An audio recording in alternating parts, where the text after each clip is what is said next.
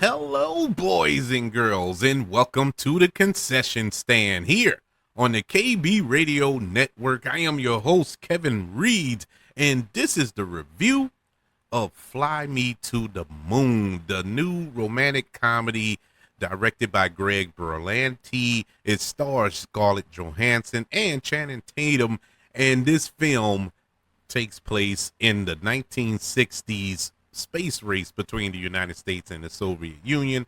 A relationship develops between the NASA director in charge of the Apollo 11 launch and the marketing specialist brought in to fix NASA's public image and stage a quote unquote backup fake moon landing. Yeah, this is a very interesting plot. You know, when I first saw the trailer for this film, I'm like, okay, I'm with this for the simple fact there are millions of conspiracy theorists who believe that that the moon landing was fake and it was all staged and whatnot. And the whole space race itself, me being a history nut, I love learning about that in school. I love watching documentaries about it. Very interesting time in the world, let alone the United States, during the 60s with this space race. And to have a film like this, or, set around a romantic comedy, okay, I'm with that. We don't get too many romantic comedies, good romantic comedies, I should say, as of late. So Fly Me to the Moon came along and colored me curious. Scarlett Johansson, who we all know as Black Widow and multiple other roles, she's the star of this film. And you have Channing Tatum, who it took me a while to get on the Channing Tatum train. I never was a big Channing Tatum fan. And it really took 21 Jump Street and 22 Jump Street to really get me on board with Channing Tatum. And even after that, it was still a struggle because Channing Tatum kind of has one gear to me. And then I saw that film, oh man, Foxcatcher, I think it was, more serious film. He was really good in that movie. And that kind of brought me around on him. But as far as comedies are concerned, it really was the Jump Street films that I really enjoyed him in, and really nothing else up to that point. And then he starred alongside Sandra Bullock in The Lost City, I think the name of it was, and that was really good. Really loved him in that.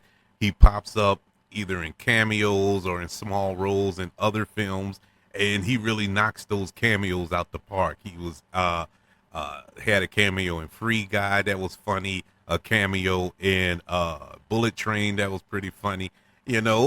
Just small doses of them, and I thought that was a smart move, professionally by him. So him starring along Scarlett Johansson, I wanted to see how their chemistry would work here, and it works. It works. I love the chemistry between these two actors. Really what drove the movie forward, and it needed to, because it's a romantic comedy. If that doesn't work, none of this film works. The space race, the 1960s feel of the film was spot on to me. It felt like I was watching an old 1960s film from that era. It just had that flavor, that feel. The speech patterns and the color palettes and all that, it just worked. Greg Berlanti, who directed this film, I think did an excellent job, and it was kind of a surprise because this was the one thing that I was hesitant about with this film was Greg Berlanti. Not that he's a bad director. I haven't seen anything that he directed as far as feature film wise, but he's responsible for the Arrowverse on the CW. Arrow, Flash, Supergirl, and all those DC heroes shows that was on the CW for like 10, 15 years, or however long it was, just dominated that network. He was the showrunner on all of those shows. And I enjoyed those shows early on. It kind of fizzled out towards the end. But I loved all those shows. But um, they had their CW feel to them, and so they weren't really DC properties that I enjoyed watching. But at the time, what else did I have? But he was also responsible for one of the worst comic book films ever made, and that was Green Lantern that starred Ryan Reynolds. He wrote that, or was one of the writers on that film, and the less said about that, the better. But it was kind of a change here, from him going to comic book properties to this, to this type of film. And not to say that he wasn't capable of it. It was just something I wasn't expecting from him.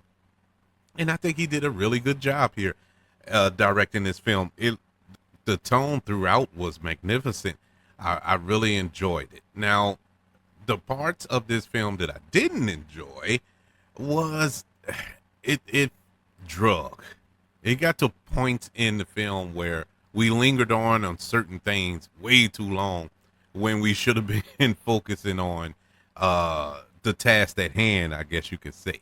This relationship between Scarlett Johansson and Channing Tatum. That's what I wanted to see.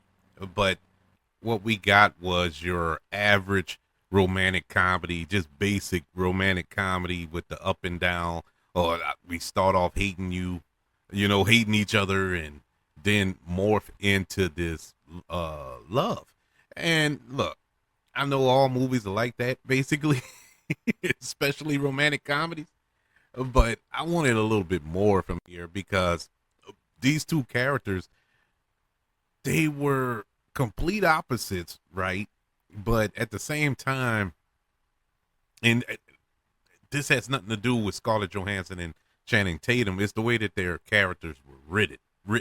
And so I'm not faulting them. But it was uneven. I really don't know why they fell for each other, early on, why they even considered it. Their first meeting was so abruptly awkward and weird, because Channing Tatum's character just blurted out, "Oh, you're the most beautiful woman I've ever seen. I just want to talk to you for hours and all this here." You literally just met her 5 minutes ago. It wasn't even 5 minutes. It was like a minute ago, and all of a sudden you ready to bear her children. It was just weird. But once they got to NASA, I did like the back and forth between them, but it was just an uneven type of thing that kind of threw me off in the beginning of the movie. And once the film, we got to the meat of the movie, it kind of balanced itself out, but you had to commit to be willing to go on this journey with it. But what kept you interested was the rest that was going on, the story that was going on. Scarlett Johansson's character being this marketing executive, but basically a con artist. That's basically what she is. She's a con artist, and I guess you can make the argument that all marketing executives are, to try to convince you to buy something that you probably don't even want or need, but it's just advertising execs. It was Mad Men, but with a woman. It was Jack. What's his name? Draper from Mad Men, but a woman. And this is what her character was. But I loved her character. She was truly the standout in this film. Scarlett Johansson really went next level in this film. That I haven't seen her not next level like she does something crazy. Walks around nude or something, which I'm pretty sure a lot of men would love. But it wasn't that. It was a different character from what we're used to seeing from her, and she did an excellent job. And I enjoyed Channing Tatum in this film as well.